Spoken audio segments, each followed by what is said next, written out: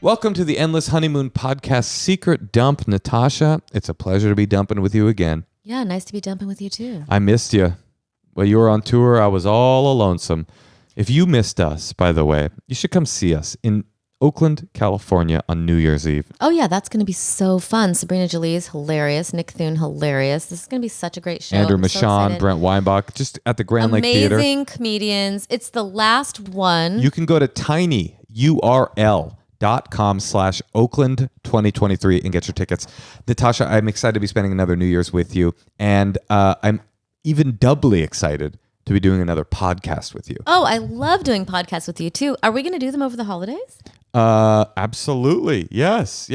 You know what we should do, since we have all those comedians locked down, we should find a way to do like we could do a Zoom one or something like that. We should use them all because they've all been on the podcast before. It'd be kind of fun. Anyway, quickly, our listeners write in and they ask us for their quick little advice pops. And this one is really funny. I thought you would have great advice for this woman. Okay. She says, I hate giving head. Hubs and I still have a happy sex life. Am I wrong? What a weird way to pose that question. Am I wrong? Well, I mean, you're not wrong. You hate it. the problem is it is very integrally part of the job of sex with a man. Of sex? Well, no, not sex with a woman. Yeah. Sex with a woman. Oh, giving head. But this is a woman talking about doing it to a man. I'm assuming so. Maybe she would like to lick a pussy. Maybe she should. Listen, are you wrong? No. What you are is lucky that you still have a partner. Absolute non-negotiable. Rather be with an alt-right anti-Semite. Who gives good head? Who gives good head than to be with somebody that's politically aligned with me that's like, I just don't. Is there anything you can do to make it more pleasurable? Like, what about adding a bunch of lube? Why do you hate it? Because that means you don't like a hard dick, which might mean that maybe you're gay. No, here's what I bet it really is. Anybody that doesn't like giving head, there's got to be something going on with that person about what they think it means. Am I wrong? It feels to them degrading. It feels to them like there's something going on because you're right. Degrading. I get that. It's not like anal or it doesn't hurt. Bukkake or something that's like in the outer fringes where you're like, that's not my thing. It's just like one of the basic like 3 things you do for sex that to be like, I hate it. I'm like, you think it means something that it doesn't. Okay, well, who knows? But it is something to play around with. Maybe if it's like gross to you, maybe you could shower. Maybe there's like some like, I don't know, some like coconut oil you can like rub all over it. And then here's the problem. Here's the real problem. Even if this person decided, you know what, I'm going to give it a good college try. The fact that she doesn't like it means it will never be good. It means that she's going to be doing something. Why? It's good to one person. No. Good head never has come from a person that hates giving it. Oh, you think every prostitute is like, oh yeah, I fucking love this. Well, the prostitute is performing. So maybe this person could do a performance of enjoyment, but I just like, my thing with sex, I always only want to do things that the person is into, not because I'm like a good feminist man, but because I can tell. I want you to be wanting it. I want you to be enjoying it, or it's not fun for me because you're not into it. Well, Moshe, I'm sorry I wrote in. That's you? Wait a minute. That did feel weird and familiar when I saw the screen name flowers.stems418. What? That's a weed smoker too. It's kind of interesting. Flowers and stems. That's got to be weed, right? Mm-hmm. It's interesting to be a big time stoner, but being like, I hate giving head. I don't know, man. Hate giving head. No, but there's so many men who hate those people giving head on women, I'm sure. Absolutely. Those people are They just want to be pleasured. Those people are dumb, regressive idiots like DJ Khaled. You know what's happening now, Moshe, is that people are doctoring their Tinder photos so that when they get to the dates, people aren't recognizing them. That's a classic. But you know what's different about it? It used to be shadows you'd have to use, but now it's Photoshop. Yeah, and Facetune, and there's all these things you can do to like totally change your face. What's the point? I don't know, but my friend just told me that her friend went to a date, and as she drove up, the guy goes, "Hey," no, he drove up in the car and was like, "Hey, you don't look like your picture. You're fat," and just drove away. That is the most absolutely brutal thing I have ever heard. Because she was totally like using pictures from 10 years ago, but still, she didn't care. She's. But it's rude of her and of him. First of all, if you're a guy and you pull up and it's not what you want, you have the coffee. Get out, have the coffee, say it was a pleasure meeting you, and then you bone out in your Maserati. That's pretty lame to not do that. Yeah. But also, if you're a person that's putting your picture online, don't do doctored photos. What are you trying to sell? Yeah, you don't think anyone should be doing that? Of course not. What do you put? You go on Craigslist and you put a brand new Ferrari on the site, and then they come to pick it up. You're like, oh, it's actually a '93 Civic. Sorry. It's like, no, that's not how that works. Okay, well, You want a Civic? No, I don't want a Civic. I came for a Ferrari. Now you put the Civic up. A lot of people are gonna be like, Civic, that's a great car. That's a solid car. I'm trying to ride that. Be yourself. What do you do when people put their like Matthew Perry? I just was listening to this review on his book, and they went over like, I didn't read the book, but they like went over all the things. But he had his Tinder settings to 25 as the max.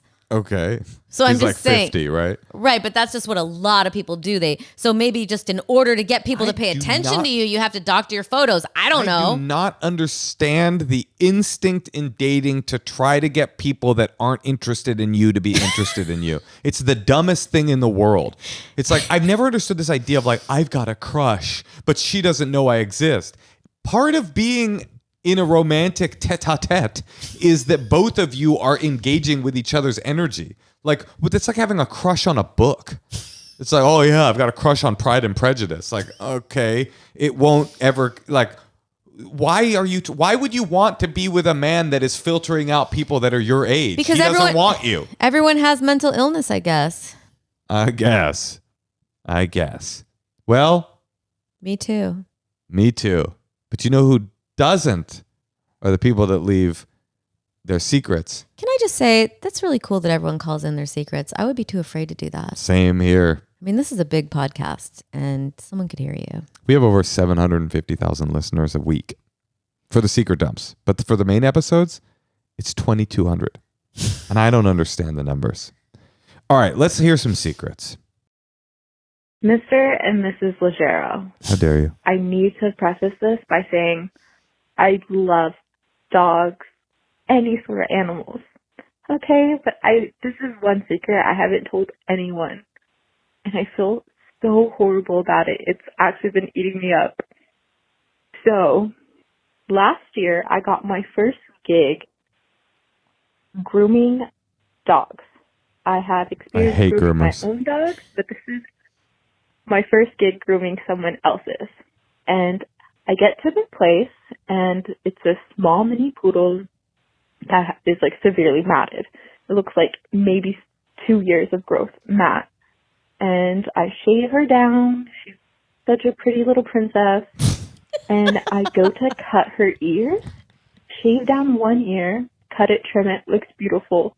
Shave down the other, go to snip the end of the ear, and I snip the little nib off the end. Oh, no. And it's bleeding, like it's gushing blood. And the thing is, I'm grooming in their home, on their kitchen table, in front of them. Oh, my God. Okay, my heart is pounding. There is blood coming out of this, like, 5-pound dog.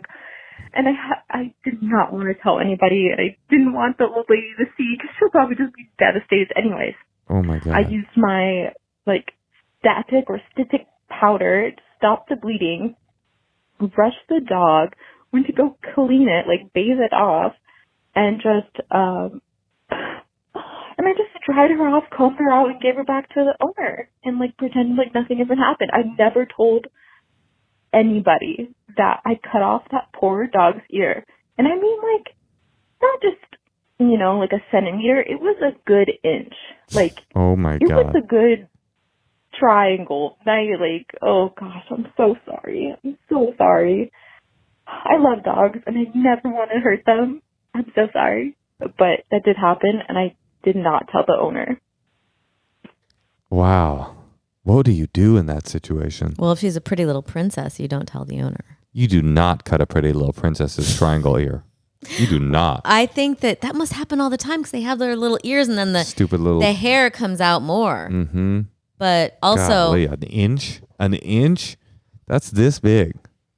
That's a fat cut right there. Do you think that the dog... lived? Yeah. I'm surprised it didn't make a noise. That's what I was thinking. Isn't the dog screaming at that point? What's up with this dog? But the truth is, the good news is, somebody that let their poodle get 2 years worth of mat probably won't notice if it has an inch long scar. Right. I'm sure the dog will be okay. Well, the dog's fine. But God, what a bad day at the groomers. Ugh. You know who's not a pretty little princess? Who's that? Pablo. Natasha, don't bully my dog anymore. No one likes it. Our listeners don't like it. I don't like it. Laura sent me a email about it. A private email saying Natasha's toxic. Laura, do you want to tell her about it? All right. Can we hear another secret? Yeah. Hey y'all, big fan of both of you. I've got a little secret and then a big one. My little secret that most people don't know is that I wet the bed until I was about 16. Definitely a late bloomer. And my bigger secret, which I just listened to your Secrets Hotline where a guy was extorted online, and I had a similar situation, video chatting online. Thought I was with a girl doing, some funny business, and we eventually move over to Skype. And, we start exchanging information like, add me on Facebook. We do that. And, we're doing our fun masturbation and such together. And then things stop, and I realize I was only watching a recording. It wasn't a real person. And the person starts messaging me saying, I recorded everything we did, and I'll send it to all of your friends and family if you don't give me $1,000. I did not have much money at the time, so I ended up having to, give them whatever 400 or something I had over to the currency exchange and wire transfer it to just some random address. And absolutely no one knows that unless you recognize my voice. I was sexually extorted online, and that was about 10 years ago, and now it's out there. So thank you guys so much. Have a great one. Enjoy the holidays, and thank you. Well, here's the good news. This person's never going to use this against you. They're never going to go into your contacts and send it out to people. What if though? They won't. What if every holiday season they came back and were like, hey, what's up? I still have the recording and I am a little bit short of cash. I mean, that's the problem because isn't it 101, criminal 101, if you give them the money, aren't they just going to ask for more? Well, it seems like it worked out. I mean, this is a known hustle, by the way. Really? And everybody should be wise. I mean, what are the odds? It's good you talked about this because I didn't know that happened. What do you mean? Are you thinking about maybe masturbating to someone on the internet? No, so people can hear about it. What are the odds, fellas? Because it is only fellas that fall for this. What are the odds? No woman's that giving her routing number to some guy because he's. What are the odds that some hot Filipina stranger is like, oh yeah, I would love to masturbate on camera with you, person I've never met before. It's never happened. It never will. Just don't fall for it. Do not do it. Do not do it. But also, don't ever have your penis in the webcam, in the screen. Don't put the penis in the screen. It's so obvious. Don't put the penis in the screen. Anyway. Don't move to Skype. Don't go to a second virtual location with someone. Yeah, this is all bad. I mean, in what universe? I mean, have you never met a woman? Do they seem pretty keen on jerking off in front of strangers on video? Well, maybe it was a prostitute situation or something. No, it clearly wasn't. He thought he got lucky. Wow, this woman who lives in Bora Bora is really interested in me busting out my cock and having me stroke it on camera for her. Cool. I love the idea that she just played it, or it was probably he just played a video, and this guy was so horny that for like a few sustained minutes, he was like, wow, she's here, and she's not really responding to my requests on the, wait a second. That's Ron Jeremy. So you think it's like live? I don't know. I've never gotten in. I have been extorted in this way. There's an even lower grade extortion, which is that they don't even, there is no jerk off session. It's just an email you get where they email you with a password of yours. Have you ever gotten this? No. Now, a woman might get this one. They email you with an old password of yours. Like for yours, it would be like Morrissey bitch 1903 or whatever. And they're like, hey, Morrissey bitch 1903. And you recognize the password as like one of yours. And then it's like, I know all the pornographic websites you've been visiting, and I will send it to all of your contacts if you don't send me money. And they got your password in a data leak. You know, those once in a while you get an email, it's like data leak. That is how they get your password, and they do it to make you kind of be alarmed. But it's like, or they say, oh, I have footage of you masturbating to these websites. It's like, what do you think I look like when I masturbate? You think I look horny? I look like a businessman. My cock is not on the screen. Again, it's not on the screen. So you can have footage of me masturbating all day. I'm just going to be looking forward, breathing through my nose. I'll just say I had sinusitis. Hi, Natasha. Hi, Mr. Leggero. Oh, God. I'm reading your book, Natasha, right now, and I'm on page 27 when you're talking about how the YMCA was the epicenter of white trash entertainment and how you were taking swim lessons there. So I just wanted to tell you that I, too, went to the YMCA, and I, too, was on the swim team in high school. And instead of going to swim team practice, which was probably 3 or 4 times a week after school, like 7 p.m., me and my sister would hang out in the women's locker rooms and take 45-minute showers and smoke cigarettes while all the other 14-year-olds were swimming.